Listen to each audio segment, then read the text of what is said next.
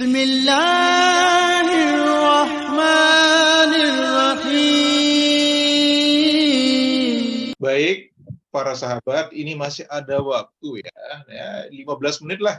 Kita coba tanya jawab. Siapa yang mau bertanya silakan diangkat tangannya. Jadi intinya hari ini kita sudah bahas tentang bagaimana pentingnya politik di dalam Islam yang sama dengan kewajiban umat Islam yang lainnya. Jadi belum lengkap, tadi sudah dibahas oleh Kiai Holil bahwa kalau kita itu tidak berpolitik secara Islam, jadi kita itu wajib gitu ya berpolitik secara Islam. Nah para sahabat silahkan kalau ada yang mau ditanya. Ini Bu Maryam, silahkan Bu dibuka mikrofonnya Bu Maryam, silahkan Bu. Dibuka mikrofonnya, Bu.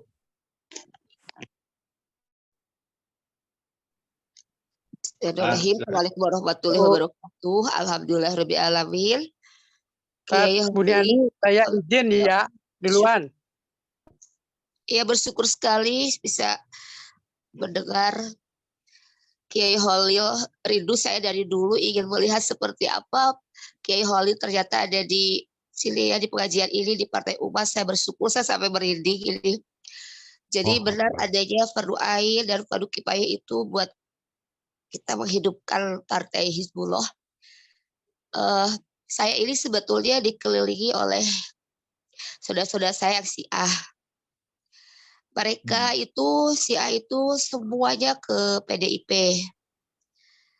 Nah, mendengar ini saya jadi bertanya-tanya pada Kiai Holil, bagaimana ya cara merangkul mereka untuk kembali ke Partai Hizbullah, Partai Islam, Partai Umat lah gitu.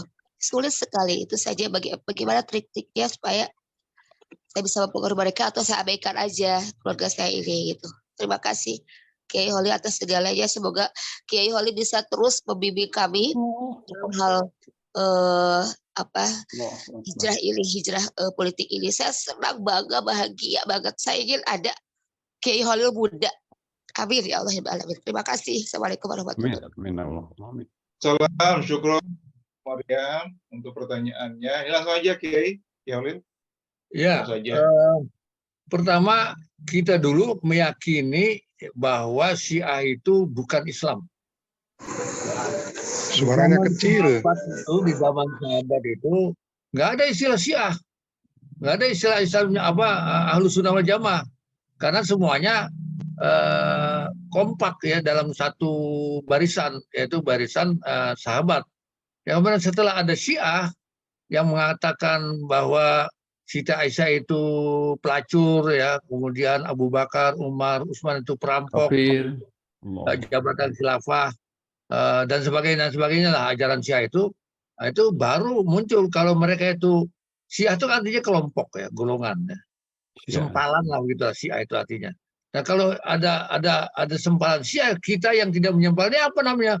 Ketemulah nama Ahlus Sunnah wal Jamaah. Siapa Ahlus Sunnah wal Jamaah? Ada orang-orang yang mengikuti ajaran sunnah Rasul, sunnah Rasul, kemudian jamaah sahabat.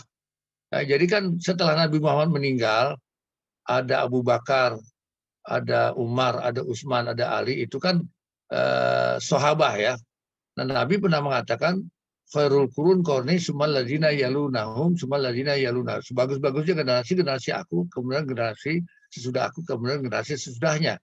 Nah, generasi sesudah generasi Nabi adalah generasi sahabat. Yang terakhir adalah Anas bin Malik itu yang meninggal terakhir daripada sahabat.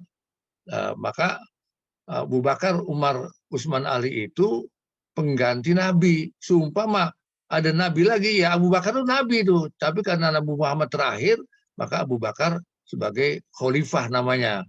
Nah, dan Abu Bakar, Umar, Utsman, Ali ini, ya sedikit saya tambahkan, itu dimasukkan dalam the best 10 oleh Nabi Muhammad yang hadisnya sahih diriwayati oleh Abdurrahman bin Auf. Hadis sahih itu. Ya.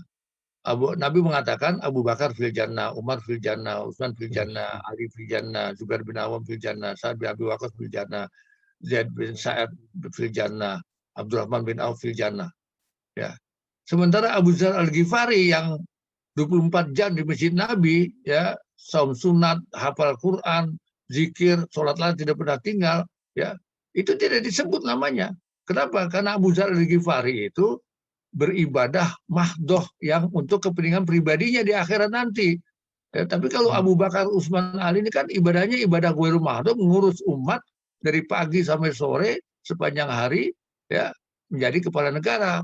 Nah, itu ternyata kalangan yang mengamalkan Al-Quran, mempraktikkan Al-Quran dalam bentuk kepala negara, dalam bentuk partai politik itu masuk dalam the best 10 yang pasti masuk surga. Nah, itulah saya bertambah yakin itu ya, bahwa urusan mau zikir, mau tarekat itu urusan pribadi. Ya. Tapi kita ini secara jamaah kan analoginya kan partai politik kan ada sholat jamaah.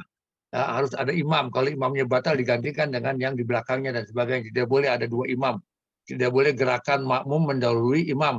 Barisannya harus rapat, barisannya harus lurus. Itu betul-betul ya. Sholat jamaah itu adalah merupakan semacam lokakarya, semacam training dari Allah Subhanahu wa taala supaya di luar masjid kamu tetap berjamaah dalam urusan negara, urusan pemerintahan, urusan hukum, urusan ekonomi. Nah, itulah partai politik Islam yang Hizbullah itu. Makanya kalau ada keluarga kita Syiah itu sudah pasti itu kita yakin bukan Islam. Apalagi Syiah kemudian masuk ke PDIP, ya. Ada itu kan Zulfan Lindan ya namanya. Itu kan tokoh PDIP yang Syiah itu, Zulfan Lindan namanya. Nah, Zulfan Lindan itu kalau sholat dia bawa batu itu, Bu. Ya, kemana-mana bawa batu. Kenapa? Karena orang Syiah itu sholatnya harus bawa batu dari Karbala itu kan, batu suci, tanah suci itu ya. Saya termasuk yang sedikit memperhatikan Syiah, aliran LDI, Islam Jamaah, kemudian Ahmadiyah. Sedikit saya agak kuasai itu ya. Seperti LDI juga tuh, seperti Zaitun itu saya kuasai itu, orang belum ribut-ribut Zaitun saya sudah tahu siapa Panji Gumilang, ya, kemana arahnya dan sebagainya. Nah, jadi ibu harus pertama keluarga-keluarga yang belum Syiah dijaga, jangan sampai terpengaruh oleh Syiah. Iya benar. Nah, sudah masuk Syiah ya didekati, didekati ya dengan apa misalnya berikan dia buku-buku, ajak diskusi, ajak apa, ya. Kalau ada pembahasan tentang akidah dia diajak sehingga dia bisa terbuka ya. Karena kita minta kepada Allah agar membukakan hatinya ya. Jangankan Syiah ya, Umar ibn Khattab itu kan ya sangat sangat kafir dan sangat keras terhadap Nabi Muhammad, itu akhirnya masuk Islam. Karena doa Nabi Muhammad. Nabi Muhammad minta dikuatkan Islam itu antara dua Umar ya. Nah, Umar ibn Khattab inilah yang diberikan hidayat oleh Allah karena doa Nabi Muhammad. Jadi yang bisa kita lakukan pertama, pertahankan keluarga yang belum masuk Syiah supaya jangan masuk Syiah, maka diberikan pengertian perbedaan antara Syiah dengan Sunni. Kemudian yang sudah masuk Syiah itu didekati dengan cara yang baik kan, karena dakwakan udu ila sabili rabbika bil hikmah wal mau'izu hasanah. Ya, dakwalah kamu dengan hikmah, dengan bijak, dengan merangkul, jangan memukul ya. Jangan apa namanya mengundang, jangan menendang ya, jangan ditendang, itu orang-orang Syiah itu keluarga kita kan. jadi dirangkul ya, diajak diskusi, diajak baca buku dan sebagainya sehingga dia keluar. Kalau tidak bisa ya itu udah takdir Allah. Mereka Itu Kiai. ya. Mereka pinter Kiai, kalau berdebat tuh pinter banget. Oh iya, memang dia dilatih itu Bu. Syiah itu untuk berdebat tuh dilatih. Dan dia kan ada ajaran dia yang berbeda dengan kita, itu namanya taqiyah. Taqiyah itu boleh berbohong demi keselamatan kelompok, demi keselamatan orang-orang Syiah. Dan dia ada kewajiban sholat 5 waktu itu. Jamaah 5 waktu nggak ada. Di masjid dia sholatnya sendiri-sendiri. Nggak boleh jamaah. Karena Nabi Nabi yang terakhir ini, imam yang terakhir belum lahir. Imam yang ke-12. Menunggu itu, kalau udah ada itu baru ada Islam, ada sholat jamaah. Iya. Syukron. Oke. Terima kasih. Baik, tadi ada Pak Kayadi dari Jateng yang mau bertanya, tadi sudah angkat tangan. Pak Kayadi, mana Pak Kayadi, dibuka mikrofonnya?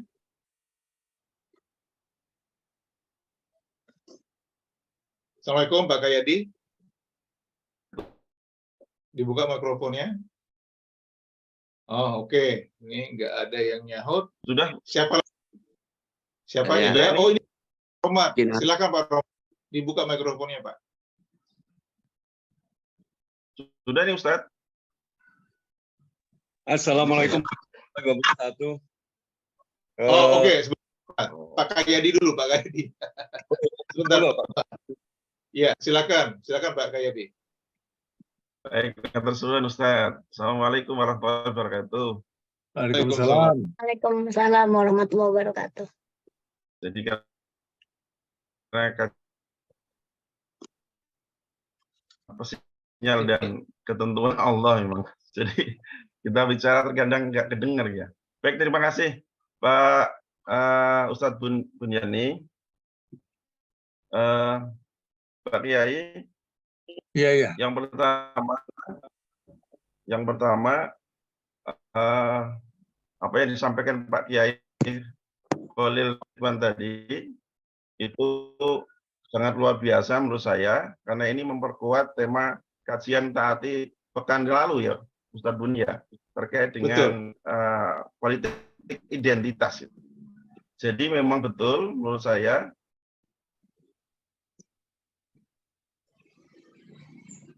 Putus-putus Pak Kayadi. Coba mikrofon. menjadi bagian dari kajian yang untuk pengkaderan, maka ini sudah tepat temanya. Jadi tadi saya setuju dengan yang disampaikan itu terkait dengan adab-adab kita dalam berpartai, terutama di partai Islam. Nah, karena kita berumat, maka adab itu memang harus dipenuhi. Misalkan kader partai itu tidak ada yang boleh merokok kan gitu kan. Karena tadi disampaikan Pak Kiai, merokok itu temannya setan gitu kan. Maka saya setuju itu. Kalau misalkan di dalam pengkaderan, salah satu pengkaderan kita itu adalah sampaikan salah satunya itu ya, hal yang kecil kadang-kala memang kan. Iya. Yang kedua tadi terkait dengan hijrah Pak Kiai. Iya, iya. Jadi Pak Kiai tadi menyampaikan yang namanya hijrah itu wajib hukumnya buat saudara-saudara kita yang aktif di partai lain, terutama di partai sekuler. Nah, partai sekuler ini kan tumbuh berkembang memang besar gitu kan. Jadi harapannya memang harus seperti itu. Nah, pertanyaan saya Pak Kiai, bagaimana cara kita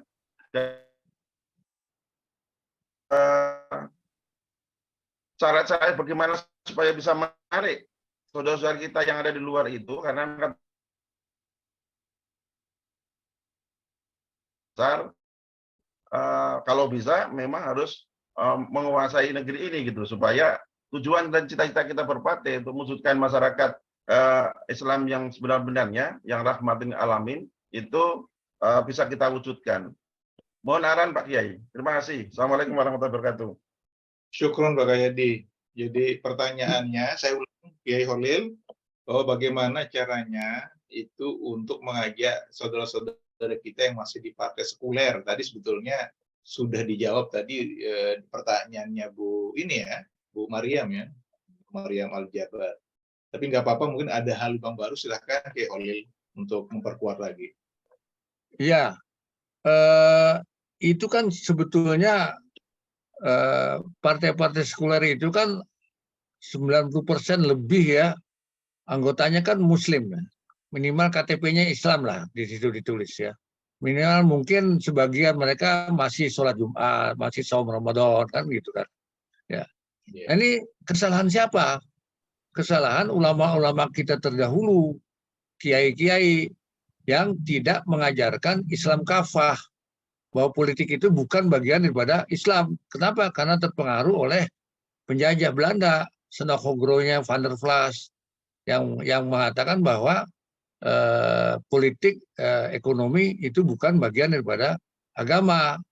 Nah, mereka menganjurkan untuk tasawuf, tarekat. Kalau haji dibantu itu. Makanya mereka punya prinsip ya, penjajah Belanda itu punya prinsip umat Islam atau ulama Islam kalau dia urusan ritual mauludan, urusan haji itu dibantu oleh pemerintah Belanda itu, karena itu tidak membahayakan posisi Belanda sebagai penguasa politik dan penguasa hukum, penguasa pemerintahan ya, dibantu. Tapi kalau kiai dan ulama mulai berbisnis, mulai berekonomi, itu diawasi. Istilahnya ini istilah Bapak Muhammad Nasir ini, itu diawasi. Tapi kalau sudah berpolitik itu diamputasi. Nah, itulah gambaran daripada Tuanku Imam Bonjol ya, dengan sorbannya, dengan jubahnya dia menjadi panglima perang apa tuh perang Padri kan. Kemudian Pangeran Diponegoro dengan sorbannya, dengan jubahnya yang putih itu ya, memimpin perang Jawa itu perang Diponegoro kan. Begitu juga Tengku Umar, begitu juga Cut Nyadin, Sultan Hasanuddin. Itu adalah ulama yang mengkafahkan keislamannya, diajarkan kepada jamaahnya untuk bahwa politik itu bagian daripada ajaran Islam dan itu wajib untuk dilakukan. Ya, dan kan Indonesia merdeka antara lain adalah andil daripada ulama kiai yang sadar politik ya. Nah, ulama-ulama yang lain itu terpengaruh ya, termasuk sebagian daripada Habib ya, itu terpengaruh oleh Senokogoronya, ya, Vanderplas yang mengatakan bahwa Islam itu hanya urusan ritual, urusan moral, urusan spiritual gitu ya, tidak ada urusan politik dan urusan hukum. Nah, akibatnya kiai para santri ini takut berpolitik, bahkan ada pesantren yang menutup pintu apabila tokoh politik mau datang. Oke, kita tidak berpolitik. Sedikit saya tambahkan, ada teman saya, adik kelas saya dari Madinah, pernah suatu saat saya sedang makan di restoran dengan anak istri, ada dia, saya tidak kenal dia, tapi dia kenal saya kan, dia kan junior ya. Dia datang ke meja saya, kemudian untuk Pak Kiai, saya ini tamat Madinah juga, tapi periode tahun sekian di bawah Pak Kiai. Nah, terus dia mengaku mahasiswa Madinah, saya bilang, kamu ikut grup itu nggak? Grup alumni Timur Tengah? Wah, enggak pakai. Emang kenapa kamu nggak ikut grup WA ini apa alumni Timur Tengah? Wah, nggak mau saya, nanti ujung-ujungnya politik. Ya itu. Dan waktu itu, ya Allah. Kalau gitu adik kelas saya di Madinah atau banyak alumni Timur Tengah itu yang masih berpaham pengaruh Senokogoronya dan 18 tidak boleh berpolitik, politik kotor, politik itu najis. Makanya itulah kesalahan ulama dan kiai sehingga kita merdeka masih banyak yang apolitik ya, yang anti politik dan tidak mau dia berpolitik. Kalau saya sebaliknya tuh malah pesantren saya jadikan santri-santri saya itu kalau kamu menjadi alumni kamu harus berpolitik ya. Saya katakan kun aliman solihan mujahidan mukhlison, itu menjadi moto dari buat santri saya itu. Jadilah kamu seorang yang berilmu, kemudian gara-gara kamu berilmu kamu menjadi orang soleh, karena kamu soleh kamu kemudian menjadi mujahid, dan kalau berjihad harus ikhlas. Setelah ikhlas sudah nggak ada apa-apa lagi, yang penting mujahid yang ikhlas, berjuang yang ikhlas karena Allah. Sedikit saya tambahkan bahwa di zaman Nabi itu banyak orang yang hafal Quran, hafiz. Ketika di zaman Abu Bakar menjadi khalifah, semua yang hafal Quran itu ikut memerangi Romawi, barisan paling depan. Ternyata datang berita ke Umar bin Khattab, banyak yang wafat itu, mati syahid ya, hafiz Qurannya itu. Nah, sehingga Umar bin Khattab berpikir, ini kalau mati semua, syahid semua, Quran akan hilang. Maka datanglah Umar kepada Abu Bakar untuk membukukan Al-Quran, memushafkan Al-Quran. Abu Bakar bilang, enggak, ini bidah. Nabi enggak pernah membukukan Quran, enggak pernah menjadikan Quran dalam satu mushaf ya. Apalagi turunnya kan berbeda-beda itu kan suratnya. Akhirnya Abu Umar ini kumpulkan sahabat, musyawarah, maka Abu Bakar terpaksa menerima. Harus membuat satu mushaf supaya Quran tidak hilang apabila hafiz Quran itu meninggal dunia. Nah inilah kalau kita hafal Quran justru harus paling depan untuk berjihad, harus paling depan di politik. Nah sementara kita sekarang itu berbeda, ya kita bikin ribuan rumah Al-Quran, pesantren tahfiz Quran. Setelah hafal Quran malah ya menghindar dari urusan politik. Dia enjoy dengan hafal Qurannya, menjadi baca Quran di acara-acara maulid, acara-acara Mi'raj, kemudian menjadi imam resmi di masjid BUMN yang gajinya besar, bahkan kalau perlu di Tokyo, kalau perlu di Amerika, di Eropa, Karena orang yang hafal Quran dan bacaannya bagus itu akan menjadi imam resmi di masjid-masjid di Eropa dan di Jepang termasuk, dan gajinya besar. Atau kalau dia hafal Quran, ada orang kaya yang mau mengut mantu dia. Nah inilah, maka saya berpikir misalnya seluruh laki-laki dewasa umat Islam ini hafal Quran, tapi tidak mau berpolitik, tidak mau mendirikan partai politik, tetap saja umat Islam akan terjajah oleh bangsa sendiri. Karena sebetulnya kekuasaan sebuah negara itu itulah urusan politik. Sedikit lagi saya tambahkan bahwa Nabi Muhammad itu berhasil hanya 10 tahun ya menjadi pemandu, menjadi penguasa politik, hukum, dan ekonomi, itu hanya 10 tahun. Kenapa? Karena dakwah Nabi Muhammad itu ibarat kereta api, lokomotifnya itu adalah politik, ya, jihad fisabilillah. Kemudian gerbong yang belakangnya ekonomi, isinya bahan bakar. Baru gerbong belakangnya itu musola, penumpang, restoran, gerbong barang, dan sebagainya. Nah, lokomotif ini menarik semua gerbong itu. Tetapi masinisnya harus Nabi sendiri. Nabi nggak ada, harus ulama. Ulama yang soleh, bukan ulama yang menjilat tangga istana. Ya, kan banyak ya ulama yang tangga istana bersih itu dijilatin sama dia. Ulama usul itu. Nah, kalau masinisnya Rasulullah, masinisnya ulama, maka kereta api ini harus berjalan di atas 2 rel. Rel yang kanan Quran, rel yang kiri sunnah. Mau kemana? Mau ke stasiun transit dan stasiun akhir. Stasiun transitnya dunia, stasiun akhirnya itu akhirat. Dan gerbong kedua setelah lokomotif harus penuh. Itu apa? Itu ekonomi. Bagaimana memenuhkan bahan bakar di gerbong bahan bakarnya? Yaitu dengan zakat, sodako, infak, masya Allah.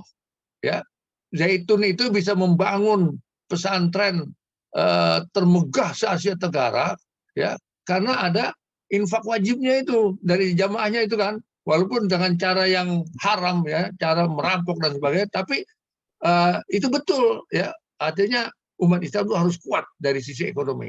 Karena ada hadisnya itu Pak, hadisnya al-mu'minul qawiyyu khairun wa ahabbu ilallahi minal mu'minid dhaif. Orang mukmin yang kuat lebih dicintai dan lebih baik bagi Allah daripada orang mukmin yang lemah. Kuat apanya? Kuat segalanya. Termasuk kejantanannya. Kuat untuk punya istri 4. Kalau punya istri 4, anaknya banyak, itu kan orang Eropa, Amerika, dan Cina itu kan akan kalah. Umat Islam menjadi mayoritas di dunia nanti. Kuat apa jadi? Kuat kantongnya, kuat ekonominya, kaya dia. Makanya Nabi Muhammad mengharamkan tidur sesudah subuh. Kenapa? Karena tidur sesudah subuh itu mewarisi kefakiran. Hadisnya bunyinya, an-naumu ba'dal fajri yurisul faqra. Tidur sesudah subuh itu mewarisi kefakiran. Apalagi kalau di sisi lain sesudah subuh itu malaikat akan memberikan catatan rizki buat seseorang yang tidak tidur pada waktu sesudah subuh. Jadi sangat dibutuhkan kita untuk kesadaran berpolitik ini, dan supaya kita ini menang maka kita harus kuat, kita harus dakwah. Dakwah itu lokomotifnya politik, kemudian gerbong ekonominya gerbong kedua, baru gerbong lain, tapi harus jalan di atas 2 rel, Quran dan Sunnah. Maka partai Hizbullah masa kini ini harus betul-betul programnya Quran dan Sunnah. Ya. Pemimpinnya kalau bukan ulama adalah seorang intelektual yang mengerti, bisa bahasa Arab, mengerti Al-Quran, mengerti hukum, fikih, dan sebagainya. Ya. Karena imam sholat itu yang pertama kan aqra'ukum Qur'anan, paling bagus bacaan Qur'annya, kedua afqahu hukum hukman, paling fakih, paling paham tentang hukum. Nah, kalau imam sholat begitu, maka imam partai politik Hizbullah juga harus seperti imam sholat. Ya, baik, syukron ke Holil untuk penjelasannya. Ini terakhir nih kelihatannya karena sudah lebih 16 menit. Pak Rohmat, silakan Pak Rohmat.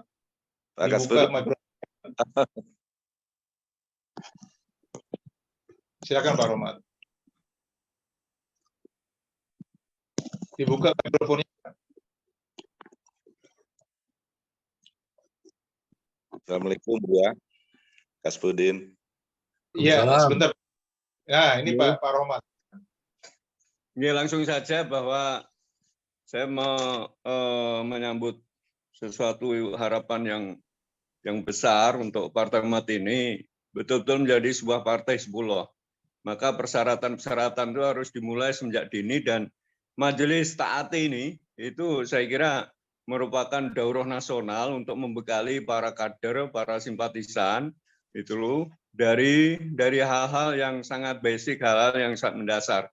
Dan sebagaimana tadi yang disampaikan Kiai Khalil tadi, maka mestinya daurah-daurah tauhid, daurah walak wal bara, manasadatain, Hizbullah, al-haq wal batil, termasuk juga takwinul ummah itu menjadi harus dimiliki oleh setiap pengurus, setiap kader, setiap simpatisan.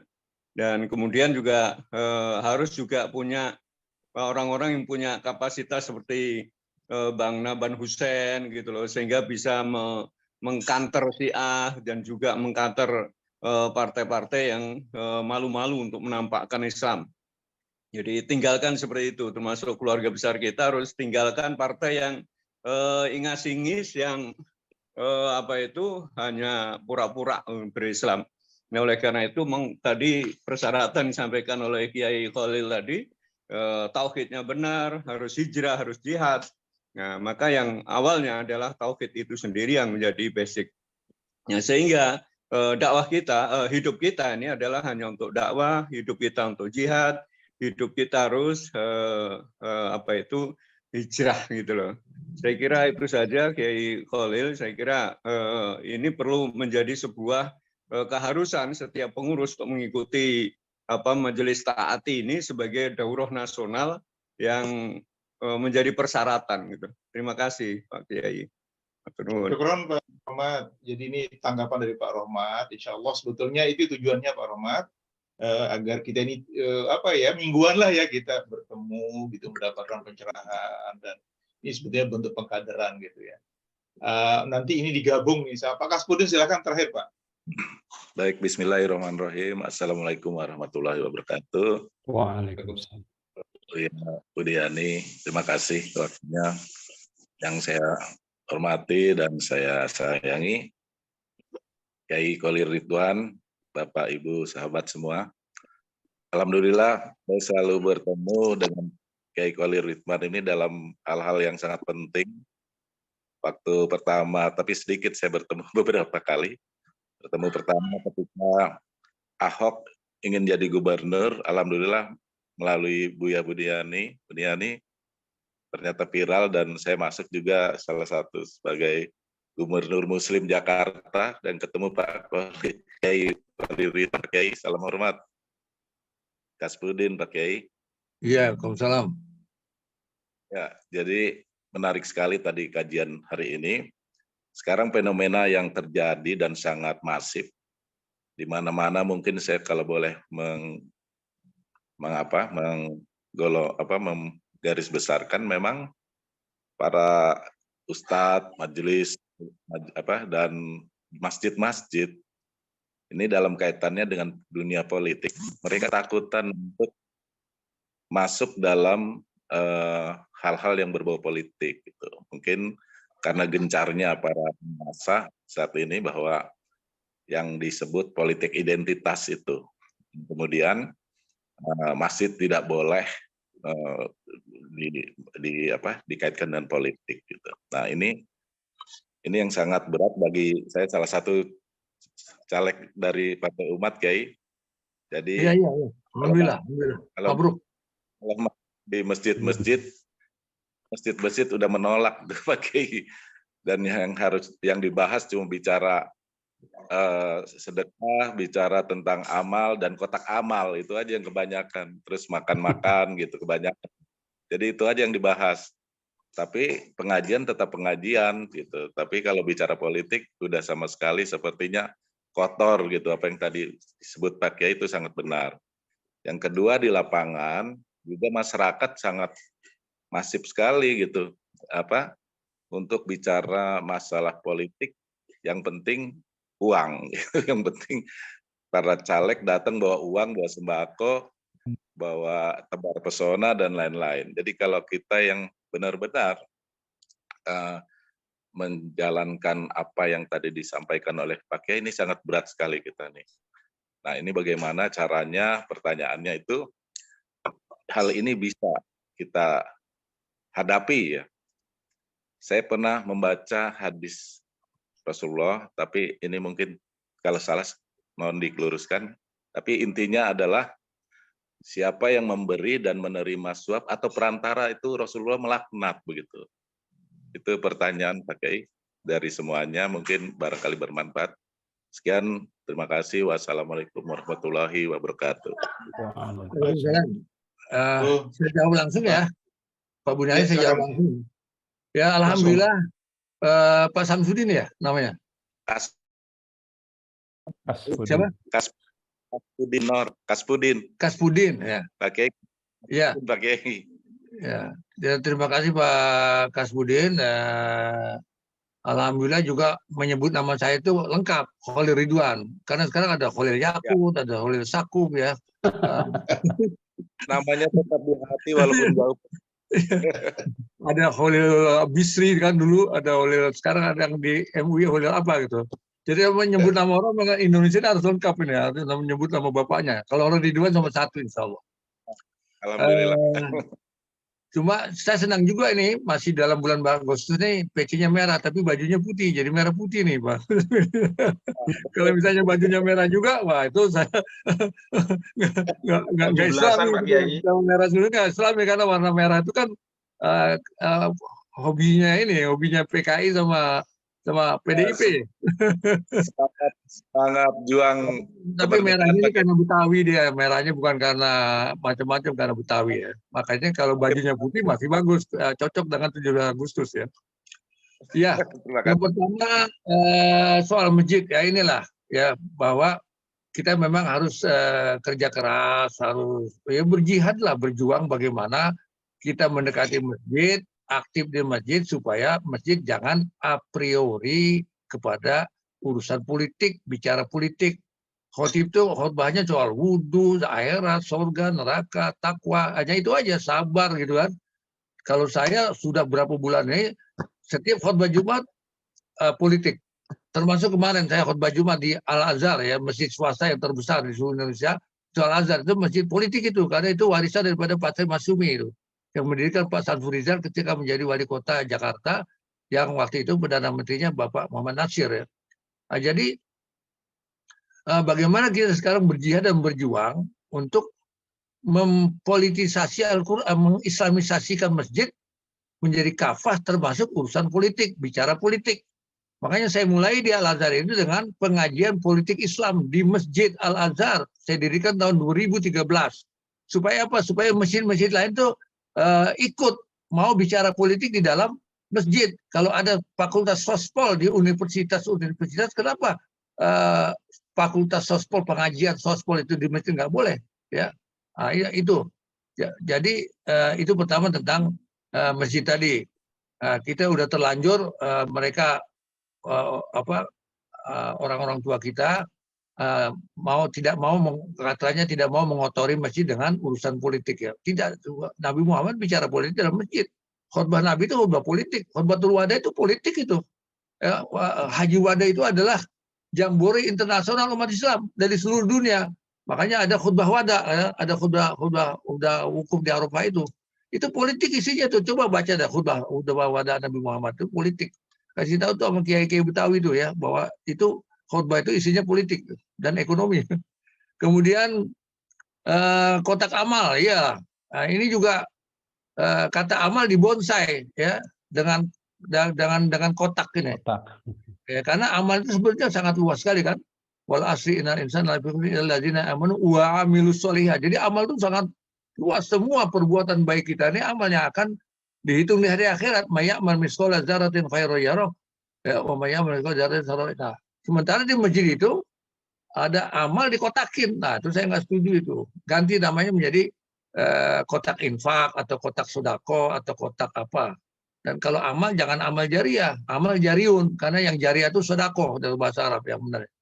Nah, banyak sekali yang dibonsai ya, sehingga menjadi amal itu menjadi ini ya, di desa-desa itu tukang mandiin mayat itu kan namanya amil ya. Masa amal cuma mandiin mayat ya kan. Nah, bahkan kita harus kita kita kembalikan kata amal itu pada posisinya, bahwa semua amal perbuatan yang baik itu adalah amal. Jadi amal ada yang soleh, ada yang toleh. Nah kita kan amal soleh nih.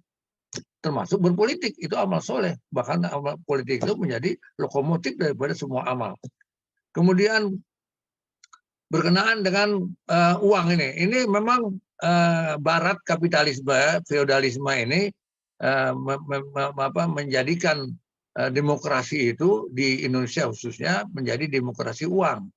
Nah, maka kita harus kembali kepada hadis Nabi Muhammad ketika zaman sebelum hijrah di Mekah itu tidak mampu rezim Quraisy Mekah itu menundukkan Nabi Muhammad supaya berhenti dakwah. Maka dipanggil Abu Thalib pamannya, Abu Thalib tuh ponakan lo tuh luar biasa tuh ya. Dia kalau dia mau jadi raja kita akan jadi raja, kalau dia mau istri yang cantik kita adakan kontes wanita tercantik buat kita kawinin sama dia, kalau mau harta kita kumpulin harta penduduk maka kita kasih dia menjadi orang terkaya di Mekah. Maka asal dia berhenti dakwah, nah itu berhenti dakwah kepada rezim nih. Maka Abu Thalib panggil Muhammad, ponakan, ini ada tawaran nih dari penguasa nih, rezim nih, rezim Quraisy nih. Apa? Udahlah berhenti dakwah lah. Nanti kamu diangkat jadi raja, dikasih harta semuanya pada orang terkaya dan istri tercantik.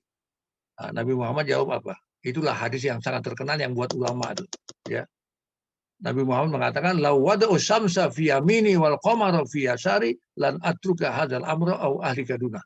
Kalaulah penguasa rezim itu bisa memberikan aku hadiah berupa matahari, dia taruh di tangan kanan, bulan di tangan kiri, ya, aku tidak akan pernah meninggalkan dakwah ini atau aku mati karena dakwah. Nah, coba hadis ini coba dihayati dan dipraktikkan oleh ulama, oleh para kiai, oleh Syekh Panji Gumilang itu, ya. Dia kan nggak mau dibilang kiai, saya di atas kiai. Itu kita wajib mengamalkan itu, ya. Artinya kita tidak boleh terbeli, tidak boleh tergadaikan iman kita, keislaman kita oleh uang, oleh jabatan, oleh harta, oleh wanita dan lain sebagainya. Nah, itu yang berkenaan dengan politik uang. Jadi memang partai dakwah ini tidak boleh politik uang.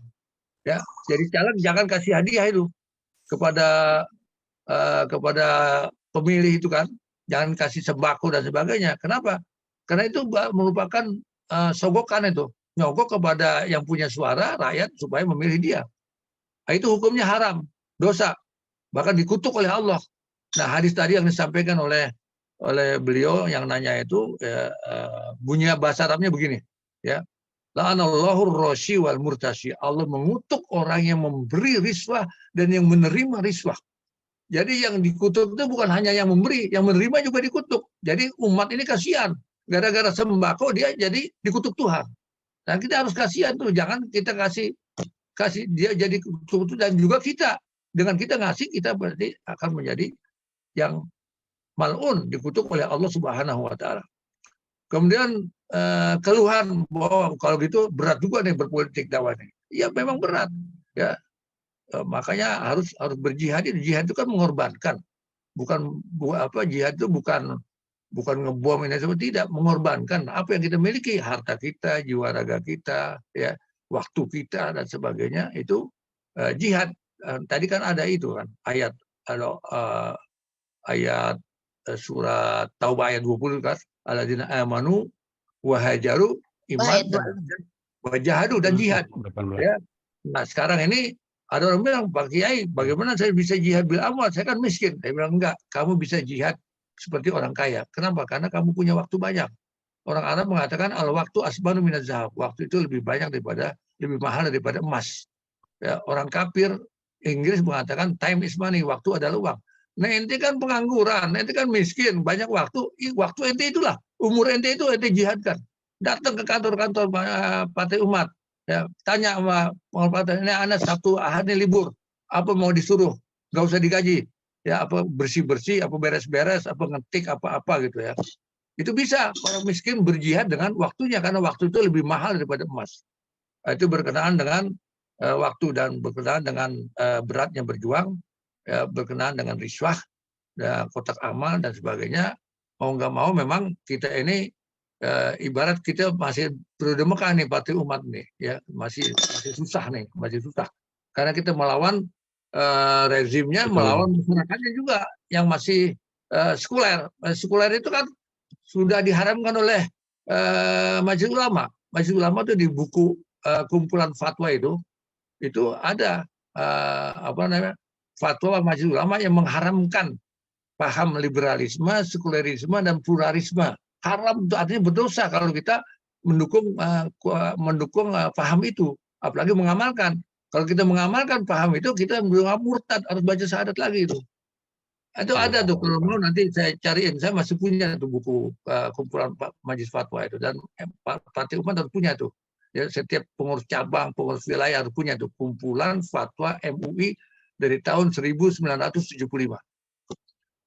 Itulah jawaban saya. Memang berat ya, tidak ada yang ringan itu, kecuali harus dilalui dari berat. Kan ayatnya mengatakan inna ma'al usri yusro. Tokoh-tokoh partai umat ya, Quran tuh baca tuh inna ma'al usri yusro. Sesungguhnya setiap kesulitan akan di ujungnya itu ada kemudahan. Itu kan ayat Quran. Kita wajib mengimani ayat kebenaran Al-Quran. Terima kasih. Syukron jazilan Kiai Khalil atas tausiahnya yang sangat bermanfaat untuk kader kita di seluruh Indonesia, insya Allah. Jadi kita cukupkan para sahabat karena ini sudah jam ini antum spesial hari ini Kiai. Antum sampai jam 7.30. Biasanya kita selesai jam 7 biasanya. Alhamdulillah, biasanya jam 7 udah ditinggal ya. Sudah selesai kita Kiai. Baik, insya Allah. Sedikit Tapi boleh, Pak Bun, silakan. sedikit saja. Terkait dengan reswah, kebetulan kami Bikronya Takaful, itu ada penjelasan bahwa reswah itu adalah ihqaqul batil wa ibtalul haq. Jadi membenarkan yang batil nih dan membatilkan yang benar gitu loh. Artinya bahwa Pak Caleg tadi mengeluarkan dana-dana untuk kebenaran, nggak apa-apa. Beda kalau partai batil supaya diakui jadi benar, itu yang nggak boleh. Kita dakwah harus mengeluarkan malia, ada minuman, ada snack, itu bukan reswah. Kita punya kader harus kita beri bensin, itu bukan reswah. Gitu loh. Baik, Rohmat, itu topik yang lain nanti kita diskusikan. Syukron Pak Rohmat, insya Allah. Oke, jadi Kiai Khalil tidak usah ditanggapi, insya Allah, karena waktunya juga sudah habis. Insya Allah nanti kita cari waktu lain, karena juga waktunya sudah habis. Jadi sahabat mau silaturahmi habis ini, mungkin 15 menit, 30 menit. Jadi syukran jazilan Pak Rohmat untuk tanggapannya, juga terutama ke Kiai Khalil. Ini Ustadz Aib masih bersama kita. Siap. Ya, silakan Ustadz Aib menutup pengajian kita pagi ini yang lumayan, 30 ya. Jadi silakan Ustadz Aib, kita ditutup dengan doa. Bismillahirrahmanirrahim. Assalamualaikum warahmatullahi wabarakatuh. Allahumma sholli ala sayyidina Muhammadin wa ala alihi wa sahbihi wa barik wasallim. Amin. Ya Allah, sesungguhnya ini adalah siangmu yang telah menjelang dan malammu yang telah berlalu, serta suara-suara dari para penyerumu, maka ampunilah aku. Ya Allah, sesungguhnya Engkau Maha mengetahui bahwa hati-hati ini telah berkumpul untuk mencurahkan mahabbah hanya kepadamu, bertemu untuk taat kepadamu, bersatu dalam rangka menyeru di jalanmu, dan berjanji setia untuk membela syariatmu. Maka kuatkanlah ikatan pertalian ini, ya Allah. Abadikanlah kasih sayangnya, tunjukkanlah jalannya, dan penuhilah dengan cahayamu yang tidak pernah redup. Lapangkanlah dadanya dengan limpahan iman dan keindahan tawakal kepadamu. Hidupkanlah dengan ma'rifatmu dan matikanlah dalam keadaan syahid di jalanmu. Sesungguhnya Engkau sebaik-baiknya pelindung dan sebaik-baiknya penolong. Amin. Dan semoga salawat serta salam selalu tercurahkan kepada Nabi Muhammad SAW, kepada keluarganya dan kepada semua sahabatnya. Amin. Ya Rabbal Alamin. Assalamualaikum warahmatullahi wabarakatuh. Waalaikumsalam warahmatullahi wabarakatuh. Syukran jazilan. Ustadz Aib sudah menutup dengan doa. Dengan demikian maka berakhir pula pengajian kita pagi ini, insya Allah. Mudah-mudahan nanti saya mau usul biar Kiai Holil bisa melanjutkan nanti pekan depan atau dua kali lah, insya Allah untuk bisa bersama kita.